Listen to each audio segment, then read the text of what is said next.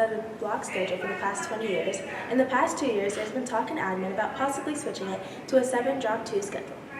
The 7-drop-2 schedule is very different from the block schedule. This is how it would have worked. Students would have a total of 7 classes, but then only 5 per day. So that's the theory, is you have 5 in one day and then you drop the 2. On Monday, it would be like A, B, C, D, E. You don't have your F and G. The next day, you would have your F, G, and then A, B, C, and you drop the next 2. You could have A block in the morning. You could have it just before lunch, after lunch, at the end of the day. It rotates throughout the entire time. Some teachers feel this schedule will be beneficial. I think a 7-drop-2 schedule definitely has some benefits for our students. You wouldn't be required to have 8 classes anymore, so one less class to worry about. I think the frequency would also benefit our students, where we see you guys a little more frequently and a little more regularly than we do with a block schedule.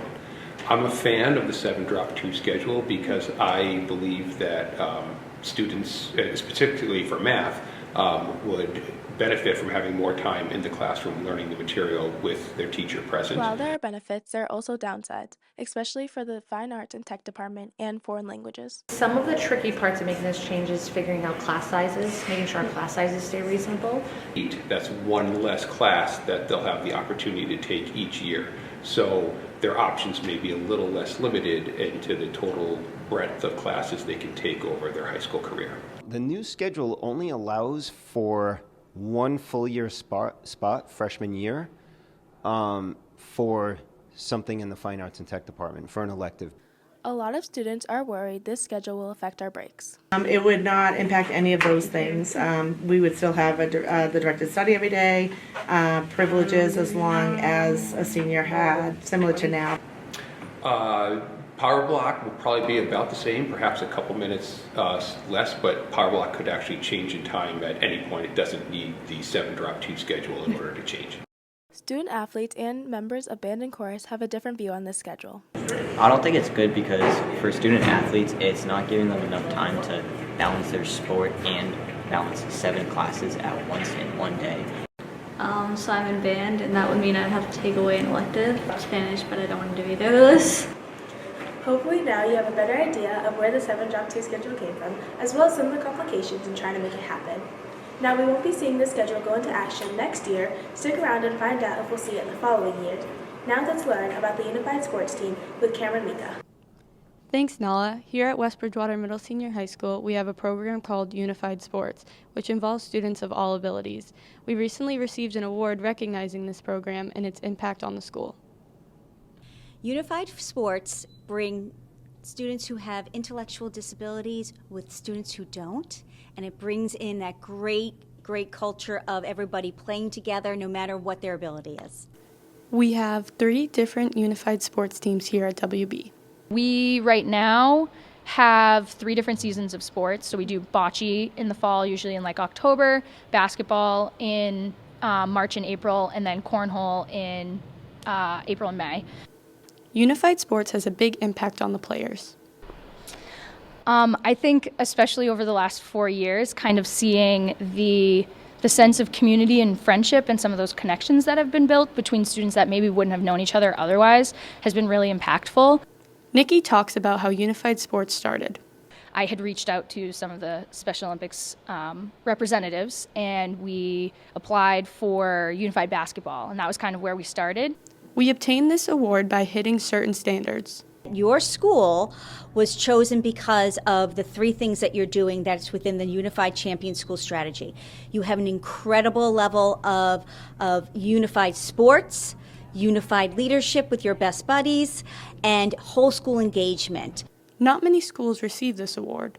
Only 19 schools in Massachusetts received this, and West Bridgewater was just one of 3 of those schools that were a middle school, which is amazing.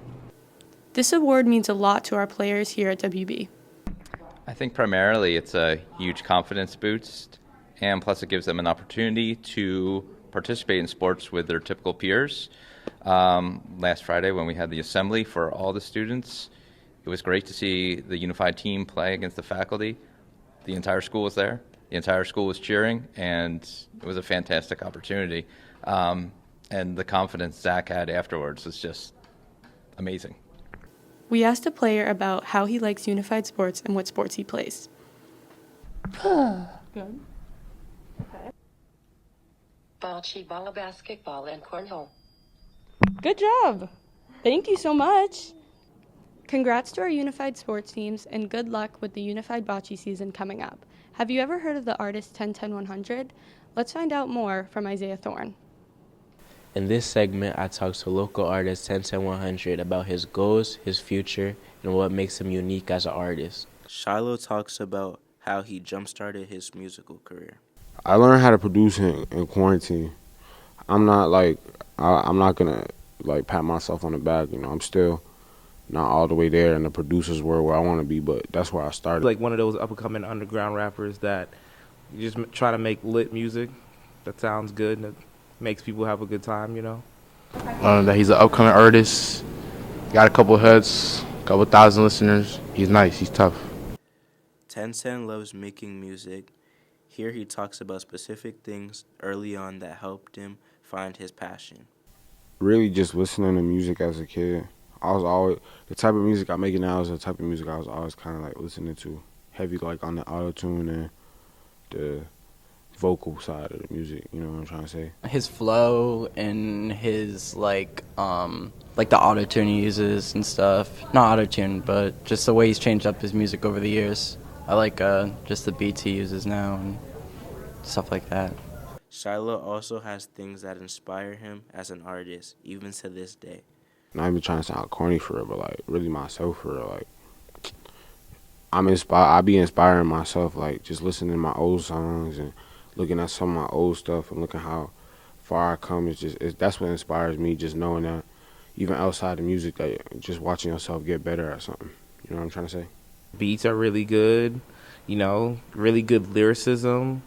If you're just trying to, you know, just have fun, like I think, you know, he's a pretty lit kind of music guy, you know. 10-10 found resources early on that helped him move forward in his early career. I forget the name of the website, but it was this website on Chrome that they had showed us in school. I think it was like Soundtrap or something, and I started producing on there. And then after I produced beats with loops and stuff, just simple stuff, I would rap on them. That's how I started rapping too. So yeah, quarantine. Shiloh tells the viewers and new listeners what they should know about him and his music. This ain't a gimmick. Like, I ain't doing this to just try and blow up overnight. I really make music because I like doing it, and I like, you know, spreading the message to people. He just has like a different type of flow and a different type of rhythm that I never heard before, and I low-key mess with it. This artist sees himself as very versatile. Here is why. I think what makes me unique as an artist is versatility. Like, obviously everybody likes to say they're versatile, but like, can you really rap on an R&B beat and then go rap right afterwards? Like, a lot of people don't have that talent, but they're still talented in their own field. But I would say that's what makes me a little bit different is I got multiple genres that I could make. Right now, of course, we've been staying with the, you know, the underground sound, but you know, I can sing, rap, I do it all. New listeners should know that like over the years he's switched up his like music a lot. So you know, a lot of the new music is good and the old music is good too, but just really stick to the new music because it's the new genre of today's day. Shiloh doesn't know what the future holds, but this is what he thinks about how his career will turn out. I hope it will take me far. Hope we can start really inspiring other people, you know what I mean? Definitely in the next six months, it'll be somewhere far, like on doing shows and performing in front of crowds of people.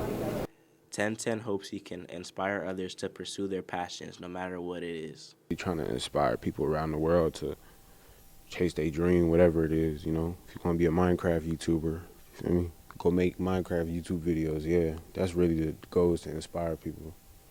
I think he's gonna go places with that style of music. I feel like that style of music is gonna be cool and stuff. Like a lot of rappers are already adopting that kind of style. He's gonna be one of the first few ones to really. Maybe he'll be one of the first few ones to actually make it mainstream. I think he could make it himself a pretty big name. I mean, he's a pretty big name right now. A lot of underground artists know him, and a lot of big artists know him. So I think we could see him on stage possibly in the future, and I'll definitely be there with him on stage because it's my boy. Hopefully this interview can help new listeners better understand 10-100 as an artist. We talked to students and teachers at West Bridgewater High School about the pros and cons of MCAS, and we got to see both perspectives of MCAS testing. We asked students and teachers if they think that having MCAS as a graduation requirement is important. I think it's a good idea because here we are 20 years into the Reform Act, or beyond, almost 30 years from the Reform Act of 1993, where Massachusetts, following along with other states and also taking the lead, figured that we should have a curriculum, and that curriculum should test kids on some proficiencies and acclimation of the information. So I do think that they are important. I think it's one way to see where students' academic progress has grown. I'm not sure if it's the only way, but it is one way that it's a good way to see what's happened so far. No, I don't think MCAS should be a requirement because, we have other tests, and I feel like it doesn't really matter because if you pass a grade, then it should be fine. Any long-term goal or cumulative check-in on what you know is important. We asked the department heads if MCAS was a good way to see where students are at academically. That's where I think it falls a little bit. I think they over-tested over the years, stringing out the exam too many hours, and that's where it failed a little bit. I think their overall performance over the year is way more important. We see them every day. We give them assignments that I think hold a little bit of weight, and a one-day test might not be how I would set a grade, you know what I mean, for a student. I think we have much more of a relationship in seeing them grow. So in life, oftentimes people have these tests, these projects that they have to prepare for, these big situations, and MCAS can be one of them. So for students, if they take the MCAS exam, they know it's high stakes, then they're preparing for something that will help them in the future. We then asked students if they like taking MCAS. I do not. I think staying in the classroom for too long, and then you have to wait for everybody else to finish, and it's just a whole lot of time taken.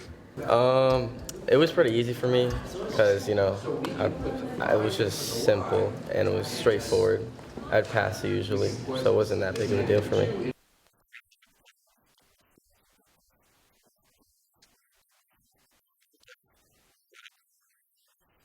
For the third consecutive season, West Bridgewater has gotten a new varsity baseball coach. Coach Smith brings a competitive mindset to WB with his wealth of coaching experiences and wants to change the culture of baseball at West Bridgewater. Sure. Zach brings a ton of knowledge of baseball. He coached at the college level. He played, had a lot of success. I think he's going to bring a lot of leadership. New varsity coach Zach Smith expresses why he felt like West Bridgewater was the best fit for his future coaching career.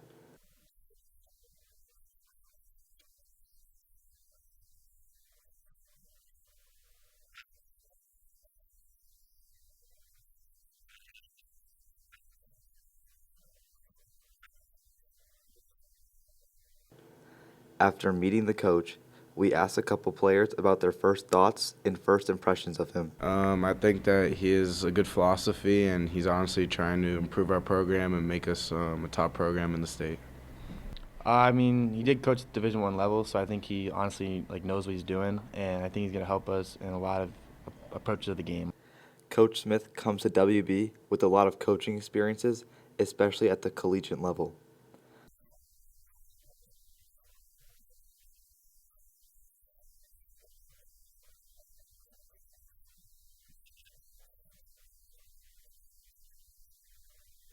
The varsity coach is coming into the season with the hope to change how West Bridgewater views baseball and the culture of the sport for the players.